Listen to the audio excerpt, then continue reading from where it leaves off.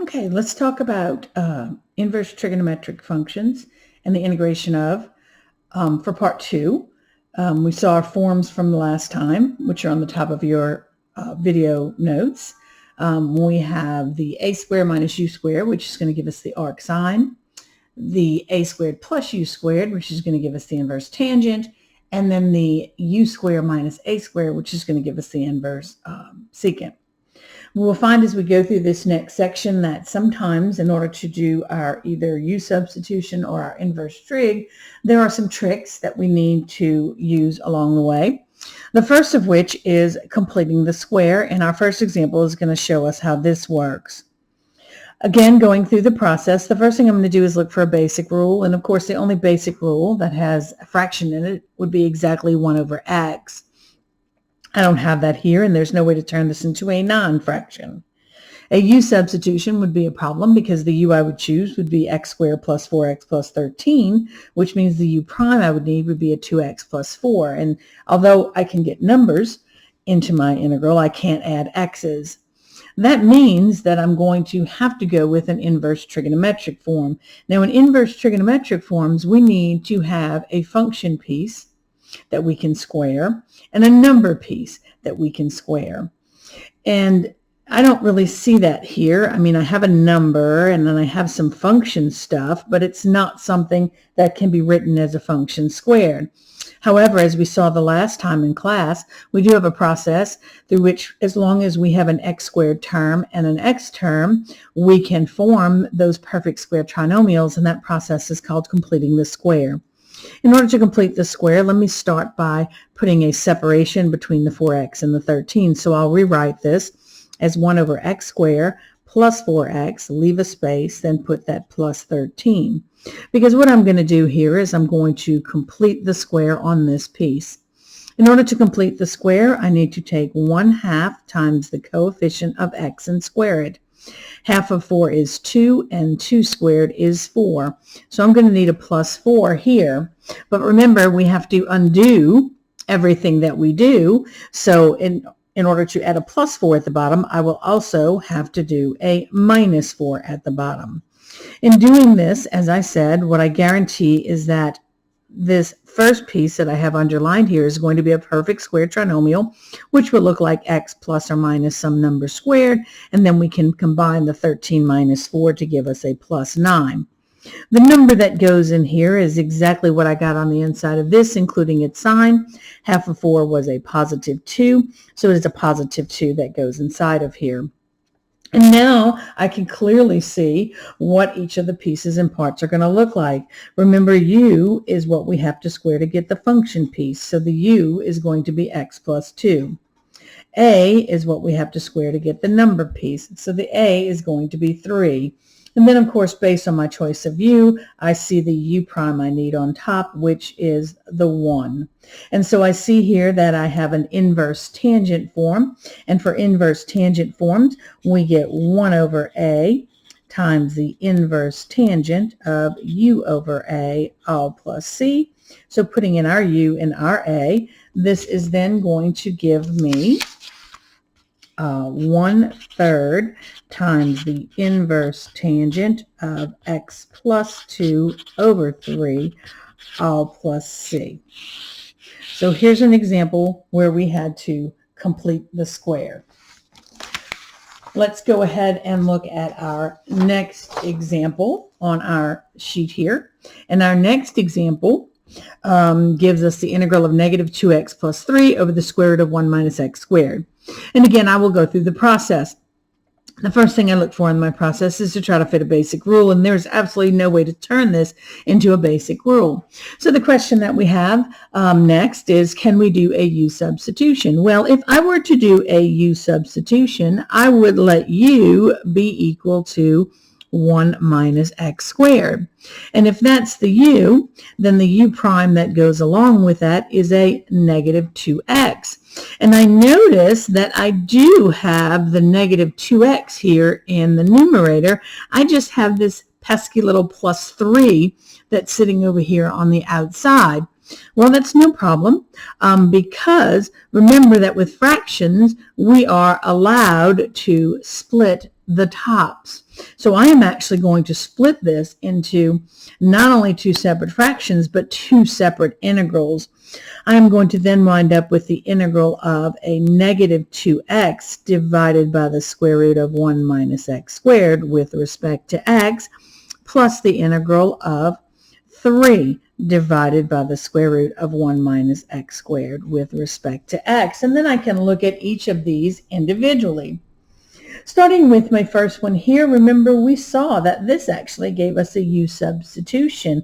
And the u substitution that this gives me, bringing that 1 minus x squared up to the top, is going to give me a u to the negative 1/2 times u prime dx. And when you integrate that, you're going to get u to the positive 1/2 over positive 1/2. And we'll have a plus c. We'll wait to put that one at the end. And so cleaning that up and putting back in my u, I will flip that 1/2, which is going to give me a 2. And then my u was the 1 minus x squared. I'm just going to put that underneath a square root sign. So that takes care of that first integral. So by splitting it off, I was able to do just a very straightforward u substitution on this first one. But remember, in doing that, I created this brand new integral. And we need to look at this new integral going through our process again, because once again, this is not a basic rule. No basic rule has this kind of fraction in it. And I no longer have a u substitution in this one, because in order to have a u substitution, I would need that u prime of negative 2x. And I cannot get x's when I need them. But I can, however, look to see if this fits an inverse trigonometric form, and I think it does. The u is what we have to square to get the function piece, so the u in this case is x. The a is what we have to square to get the number piece, so the a is 1. Of course, the u prime here is 1, but that's not a problem because we'll just bring that 3 out to the outside. And when we do that, we see that we have u prime over the square root of a squared minus u squared, which is an inverse sign. And that gives us then the inverse sign of u over a. We'll put the plus c here. And let's go ahead and bring this down into our final answer. Putting in our u over a, this is going to give me a plus 3 times the inverse sign of x over 1, or simply x plus c. And it becomes this whole piece here that is our answer. So once again, we have seen an example now of what it would take to split these integrals. And when do we do this? Well, we do this when we are looking for that u substitution, and we saw we had it. The only problem was we had an extra number on the top. Again, I can always split the tops of fractions anytime I need them. I can't add x's in, but I can add numbers by multiplying on the outside, and I can also split numbers off. All right, let's look at our third example here. And the third form of these is going to involve adding and subtracting a number as well as splitting. So let's see how it works. Let's go through this problem. First off, I'm going to look to see if it's a basic rule, and of course it will not. So the next thing I do is try u substitution. If I were to do a u substitution, of course I would let u be equal to the bigger piece, which is the x squared minus 4x plus 9. If that's the u, then the u prime that goes along with that would be 2x minus 4. And I notice that I do indeed have the 2x. The only thing I am missing is the minus 4. So let's see what I can do with that. Well, if I need a minus 4 in the numerator, I can do that, but then I also have to undo what I just did, meaning I will have to add 4 as well. Then this piece here is going to give me that u substitution, and that 4 does not. So what do we have to do at this point? We have to now split this fraction. So we get actually two separate integrals. We will get the integral of 2x minus 4 over x squared minus 4x plus 9 plus 4, the integral, of 4 divided by x squared.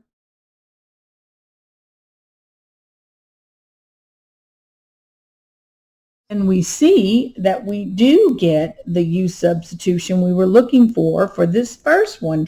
As a matter of fact, this first one looks like a u prime over u, which we know then would give us the natural log of the absolute value of our u, which was x squared minus 4x plus 9. But of course, just like always, anytime we create a new integral, which we have in this second one, we need to figure out what to do with it. We no longer have a u substitution on this one because, again, what would I pick for u? Well, I pick that whole bottom. And to do that, I would need a 2x minus 4 in the numerator, which I do not have.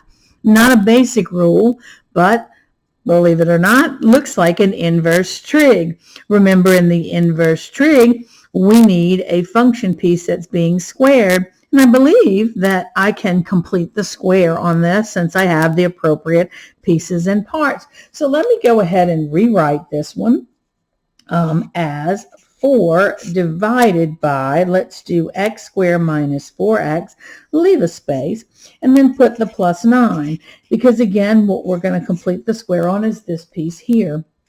In order to complete the square, we're going to take 1/2 times the coefficient of x and square it.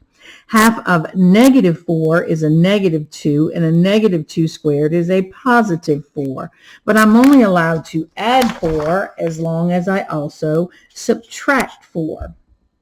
Again, in doing this, I have formed a perfect square trinomial here, which is always going to look like x plus or minus some number squared. And then, of course, you can combine those others down there to form a 5.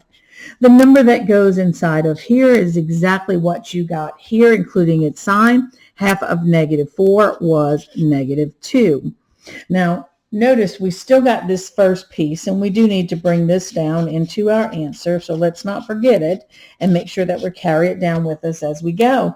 But what I see I have here looks like it might be an inverse tangent. The u is going to be what I need to square to get the function piece, which is x minus 2. And of course, the u prime that goes with that is 1. And that 4 is kind of in the way, but that's okay. We'll move that thing on out. A is what we got to square to get the number piece. So the a is the square root of 5. And so once again, let me bring down my first piece here. And when I integrate this, the 4 comes down. And of course, what I get is 1 over a, or 1 over the square root of 5, leave a little bit of space there, times the inverse tangent of u, which is x minus 2, over the square root of 5, leave a little bit of space there, all plus c. And if you can guess, there's a reason that I left the space here, sorry about that, in front of my, or right here next to my square root of 5s, and that is because I have square root of 5 in the denominator. That means I will need to rationalize the denominator by multiplying these by the square root of 5 over the square root of 5 in each case. And so my final answer for this becomes the natural log of the absolute value of x squared minus 4x plus 9 plus 4 square root of 5 over 5 times the inverse tangent of the square root of 5 times x minus 2 over 5, all plus c. So actually we can see in this particular example here, and let me see if I can zoom us out a little bit on this one. I think I might be zoomed out as much as I can be. But what we had to do was several things as we went through here. The first thing that we had to do was we had to come in here. We had to add a number, subtract a number, and also split that fraction. So there were 2 pieces that we had to do at the beginning, remember, in order to make our u substitution fit.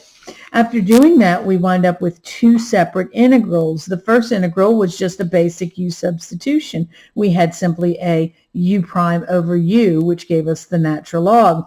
But over here on this other side, we no longer had our u substitution. What we had instead was an inverse trigonometric. And in order to complete this one, we had to actually complete the square.